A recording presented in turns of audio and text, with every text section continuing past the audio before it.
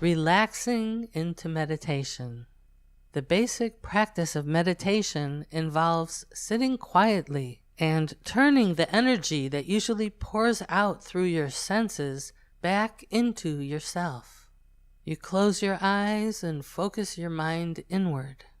From there, you may want to pay attention to the flow of your breath.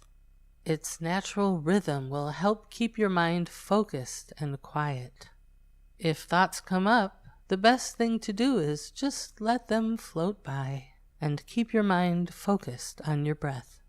Here are 3 steps you can use to meditate. 1. Watch your breath. 2. Let your mind become quiet. 3. Become the witness of your mind. See whether you can watch your thoughts pass by without identifying with them. Remember that you aren't your thoughts. Rather, you are the one who is thinking them. Starting a meditation practice. You may want to start by meditating for 15 minutes or so in the morning.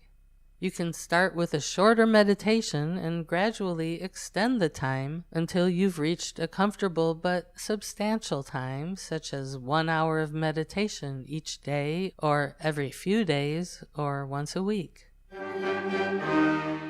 Don't forget, some meditation is better than no meditation. As with every spiritual practice, I suggest that you try different methods and schedules to see which ones work best for you. Here are a few more suggestions for beginning your practice of meditation. Consider meditating in the early morning, because your mind is usually quieter when you first awaken from sleep. You've just had a long rest and have also gone through deep inner states of consciousness, such as the dream state and what spiritual scriptures call the deep sleep state, where your mind is completely quiet and still. The world is most quiet early in the morning. Because your personal energy is connected with the energies around you, meditating in a quiet city or town can help ease you into a more peaceful state. The sun represents brightness and activity and affects your brain and internal rhythms. While the world is still dark, or when the sun is just beginning to dawn, your mind is biologically programmed to be still. Consider whether in the morning or any other time it can be beneficial to meditate at the same time of day, if possible, especially when you're first learning to meditate. Keeping a steady meditation schedule prepares your mind, body, and spirit to be in a meditative state during that time. Just as lunchtime brings inspiration to eat, so meditation time can bring the inspiration to meditate. Your mind is a creature of habit, so you may as well use that tendency for your benefit. You may want to use a special set of clothes just for meditation, as well as a special meditation cushion or cloth to sit on. Meditating in and on the same fabrics can help your meditation practice, because when you meditate, the energy in and around your body becomes more spiritualized, concentrated, and powerful. Although this spiritual energy is invisible and not fully detectable by technological devices, you will likely be able to feel it moving in and around your body. This energy also permeates the clothes you wear and the seat you are using, giving them a special bath in your meditation energy. The peaceful spiritual energy of meditation that gathers in your clothes and seat helps you to glide more smoothly into meditation the next time. If you have the means and space, you may want to set aside a special room or corner of a room where only meditation takes place. Create your own holy space. Your spiritual energy accumulates in that area and makes it easier for you to meditate. Meditating repeatedly in the same place is like putting your meditation energy in the bank. Except in this case, your balance keeps growing the more you use it. If you wash your hands carefully with antibacterial soap and then go outside and touch unclean things, you can't say, "Well, I cleaned my hands extra carefully this morning, so they don't need any more cleaning now." If you eat a big, delicious meal and feel completely full, you can't just say, "Well, I'm full now, so I should never need to eat again." If you exercise regularly for a year and then stop exercising for 10 years, your muscles will eventually lose their strength. In the same way, even though one meditation session can be greatly beneficial to your spiritual journey, you benefit most from meditation when you practice it regularly. Consider meditating with a group of other meditators.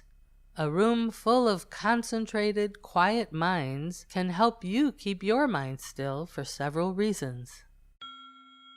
Meditating in a group inspires you to sit still because you won't want to disturb anyone else's meditation by getting up or moving around. A powerful energy permeates the atmosphere in a place where people are meditating. If you have a group of meditators sitting together, each creating and adding to this energy, the whole room fills with spiritual energy, making it easier to absorb your mind into meditation. Expert meditators have even more of this powerful meditation energy, and it's contagious. Therefore, meditating in the presence of expert meditators is a good idea. Be careful. Even though meditation energies are contagious, don't get caught up in thinking about how much energy you're going to get from others. I know some who have gotten greedy for this meditation energy, and of course, greed is not a quality you want to cultivate on your spiritual journey. Spirituality in action. Here's an example of how to meditate on a spiritual concept. Sit quietly. If you're not driving a car, close your eyes. Focus your mind and dive into the essence of these words. This moment, right now, is eternal. Every moment is eternal.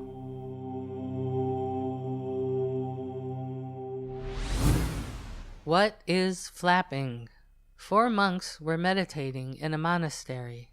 Suddenly, the prayer flag on the roof started flapping. The youngest monk came out of his meditation and said, "The flag is flapping." A more experienced monk said, "The wind is flapping." A third monk, who had been there for more than 20 years, said, "The mind is flapping." The fourth monk, who was the eldest, said, visibly annoyed, "Mouths are flapping." Sitting correctly when you meditate. Sit still, either on a straight back chair with your feet on the floor or with your legs crossed.